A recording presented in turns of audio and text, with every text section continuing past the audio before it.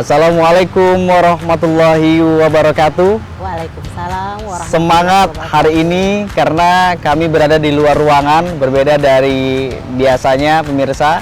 Saat ini kami berada di Taman Aspirasi milik pemerintah Kabupaten Bengkalis, dan di belakang kita sudah ada Wisma Daerah Sri Mahkota yang merupakan rumah dinas Bupati Bengkalis. Sungguh luar biasa hari ini suasananya pemirsa, dan bersama Baim kita akan membahas apa? Ini tentunya berkaitan dengan sesuatu yang sangat dekat dengan kita. Ada apa dengan gadget? Nah, itulah pembahasan kita hari ini, dan bersama Baim sudah hadir narasumber tim ahli bidang pendidikan Lembaga Konsultasi Kesejahteraan Keluarga LK3 Dinas Sosial Kabupaten Bengkalis. Selamat datang Ibu Titin Sumarni Mkom. Sehat dan semangat hari ini ya? Alhamdulillah sehat dan tetap semangat. Harus ya? Iya. Ada apa dengan gadget? Nah, biasanya ada apa dengan cinta? Iya. Hari ini kita khusus membahas soal gadget, Bu ya. Iya. Pengertian gadget ini masih mengawang-awang karena belum banyak yang tahu soal gadget. Bisa dijelaskan apa itu gadget, Bu? Oke, baik, hari ini kita akan membahas ya sedikit tentang gadget. Baik, sebelum kita membahas lebih lanjut ya, mungkin kita harus tahu dulu apa itu gadget. Betul. Ya. Gadget itu sebenarnya istilah dalam bahasa Inggris. Mungkin kalau di Indonesianya itu adalah gawai. Jadi tetapi orang tidak banyak menyebut gadget itu gawai. Yang taunya kita sekarang adalah gadget. Ya, oke. Nah, apa itu gadget ya, Mas Waim ya? Nah, gadget ini adalah seperangkat alat elektronik yang berukuran kecil, memiliki fungsi khusus dan selalu mengikuti perkembangan zaman, ya, perkembangan teknologi saat ini. Itu dikatakan gadget. Contohnya seperti ponsel, ya. Contoh ponsel itu fitur-fitur yang ada di HP itu selalu update, selalu melakukan pembaharuan, mengikuti perkembangan teknologi atau perkembangan zaman saat ini. Itu ya dikatakan dengan gadget itu ya. Okay. Ya. Apa saja macam-macam gadget itu ya. Gadget itu artinya seperangkat elektronik itu yang bisa kita bawa kemana-mana. Ya, contoh seperti laptop, ya, kemudian tablet, itu seperti handphone, itu dikatakan dengan gadget yang bisa terhubung sekarang ini adalah ke jaringan internet. Baik ya, sudah paham soal gadget. Jadi yang bisa terhubung dengan internet itu adalah gadget. Iya. Ya, dan bisa dibawa kemana-mana gitu ya? Bisa dibawa kemana-mana. Baik. Kalau dampak dari gadget sendiri ada positif, ada negatif tentunya, Bu ya. Pasti, karena memang gadget ini kalau dimanfaatkan secara baik akan berefek baik, kalau buruk akan berefek buruk. Betul. Kita ingin tahu dulu dampak positifnya, Bu. Kalau dampak positif gadget ini yang pertama itu adalah sarana komunikasi. Itu jelas sekali adalah sarana komunikasi. Kemudian adalah untuk sebagai media informasi, ya, media informasi. Kemudian juga menambah wawasan, ya, untuk sebagai penambah wawasan. Kemudian sebagai media hiburan dan juga sebagai gaya hidup. Ini dampak positif gadget ini juga menambah gaya hidup. Kenapa saya bilang bahwa salah satu juga kalau gadget ini menambah sebagai sarana untuk komunikasi. Karena ya tak bisa kita pungkiri bahwa yang mendekatkan yang jauh, tetapi ingat jangan menjauhkan yang dekat. Yang kita sering rasakan bahwa sangat mudah sekali kita berkomunikasi. Tetapi saat kita dekat seperti ini, kita sangat sulit berkomunikasi. Ya, Mas Maim, karena semuanya sibuk dengan gadgetnya masing-masing. Jadi kebanyakan jangan sampai itu mendekatkan yang jauh, tetapi yang dekat malah semakin jauh. Jadi ya. Jadi gitu. Nah, kemudian sebagai tadi kata bahwa untuk menambah wawasan. Ya, saat ini gadget itu adalah sarana yang harus kita gunakan, yaitu untuk menambah wawasan kita. Sebagai anak-anak remaja, anak-anak sekolah, itu adalah wawasan dari gadget nggak bisa terlupakan. Dulunya bahwa di sekolah-sekolah itu anak-anak dilarang untuk menggunakan gadget. Tetapi saat ini tidak bisa kita melarang anak menggunakan gadget. Kenapa? Dia tidak cukup bisa menguasai materi sekolahnya itu hanya di lingkungan sekolah saja, tetapi dia perlu menambah wawasan lagi yang ada di fitur-fitur yang ada di gadgetnya itu. Contohnya sekarang kita diwajibkan anak-anak sekolah mendownload Ruang Guru, Ya, ruang guru itu adalah untuk menambah wawasannya lagi. Pelajaran yang belum paham bisa dipelajarinya lagi di sekolah. Dia kan perlu tutor yang istilahnya untuk menambah dia untuk wawasan dia belajar lagi. Ya, contoh sekarang ini matematika seperti apa, bahasa Inggris dan sebagainya. Bahkan anak-anak bisa menguasai programmer dengan sendirinya dengan mengikuti apa namanya ya. Dia belajar di gadget tadi. Jadi dunia terbuka dengan adanya gadget ini gitu ya. Terbuka luas. Mereka bisa menjadi apa mereka. Jadi kalau mereka menggunakan positifnya gadget ini. Kemudian tidak bisa terlepas bahwa hiburan. Anak-anak pasti bosannya, kita sendiri kan boring.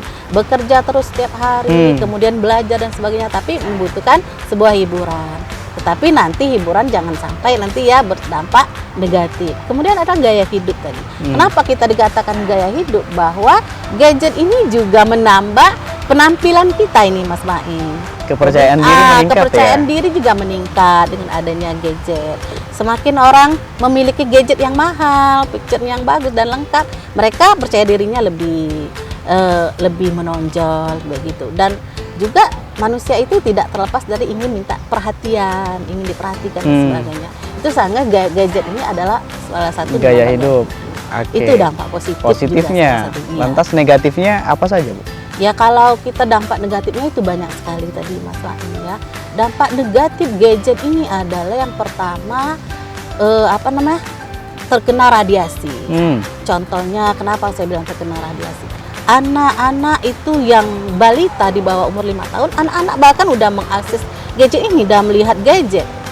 Tanpa kita kasihkan batasan waktu.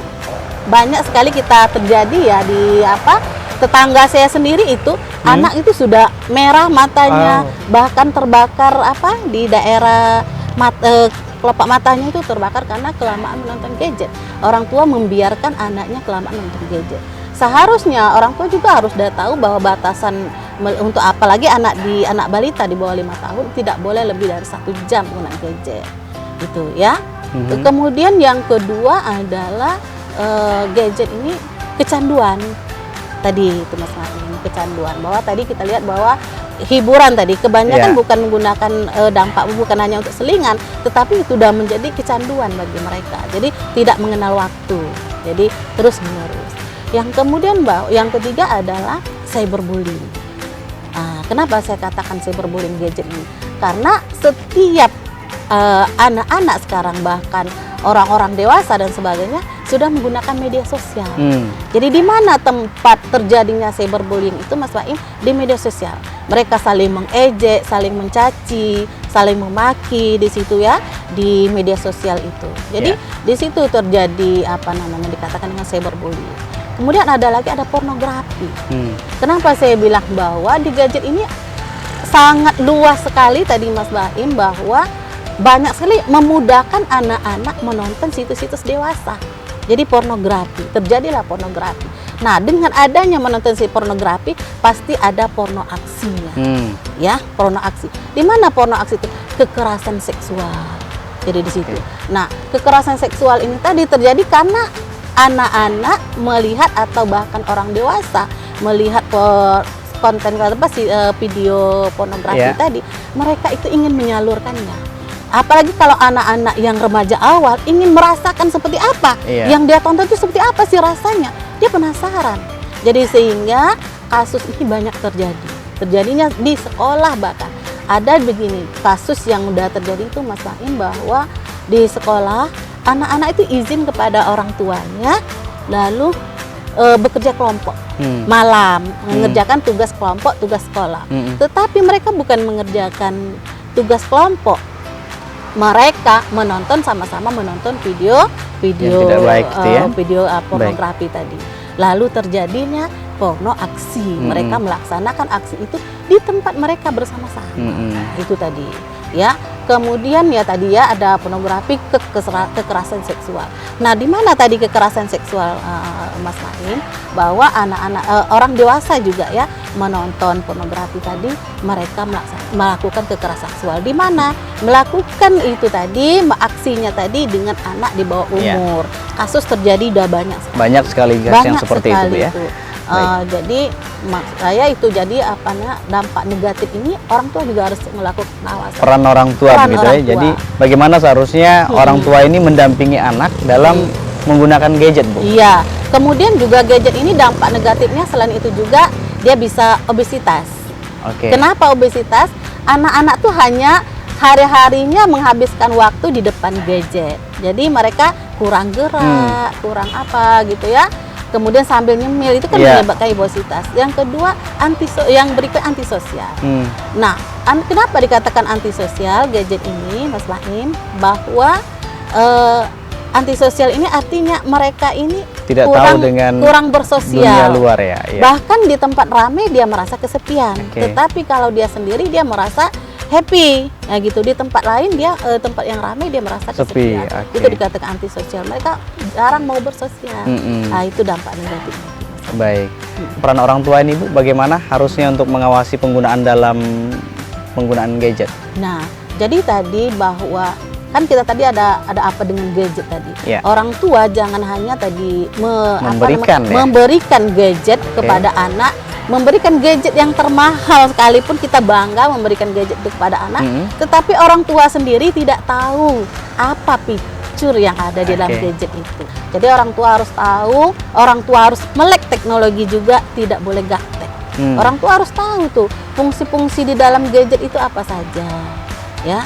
Kemudian sehingga apakah anak kita ini sudah menyimpang atau tidak menggunakan gadget atau dia tetap berjalan sesuai yang kita inginkan. Yang kedua bahwa orang tua itu harus tahu juga, harus tahu apa saja yang sudah dibuka oleh anak kita. Misalnya seperti YouTube, apa saja yang sudah dilihat, ditonton oleh anak kita. Kan di situ kan bisa kelihatan itu ya, kalau kita lihat di riwayat pencarian yang ditonton yang dia tonton itu harus tahu itu. Lalu seandainya jika ketemu hal-hal yang tidak kita inginkan, udah menyimpang pada anak kita, harus melakukan pendekatan terhadap anak. Itu tadi ya, pendekatan, jangan sampai anak kita nanti kebablasan terpapar yang negatifnya, bukan yang positifnya. Baik. Ya, kemudian orang tua kita juga harus tahu memblok situs-situs yang yang harus kita batasi. Contohnya kalau anak balita tidak boleh menonton YouTube yang umum itu, YouTube Kids, atau misalnya terkadang di gadget kita ini ya, Mas Baim, tiba-tiba iklannya muncul. Ada ini kasus juga, kita sedang bekerja, kemudian ada kawan ini membawa anaknya ya, kita lembur bawa anaknya, kemudian dia sedang iklan itu, dia melihat iklan berbau dewasa. Jadi orang tua harus tahu itu, jangan dibiarkan situs itu, harus diblok, jangan sampai anak melihat paparan yang berbau dewasa, apalagi yang di bawah umurnya. Artinya memang orang tua harus bisa mengakses gadget yang dipegang oleh anak begitu, Bu Titin ya. Tahu sekali itu. Baik, pemirsa, demikian perbincangan singkat kita bersama dengan tim ahli bidang pendidikan LK3 Dinas Sosial Kabupaten Bengkalis, Ibu Titin Sumarni Mkom. Terima kasih banyak atas waktunya, Ibu, dan memberikan pemahaman kepada kami semua. Dan mudah-mudahan informasi ini menambah wawasan kita, pemirsa, dan lebih mawas diri lagi terhadap penggunaan gadget, terutama bagi anak. Dan seluruh kru yang bertugas mengucapkan terima kasih atas perhatian Anda. Baik, mengucapkan sampai jumpa lagi. Assalamualaikum warahmatullahi wabarakatuh.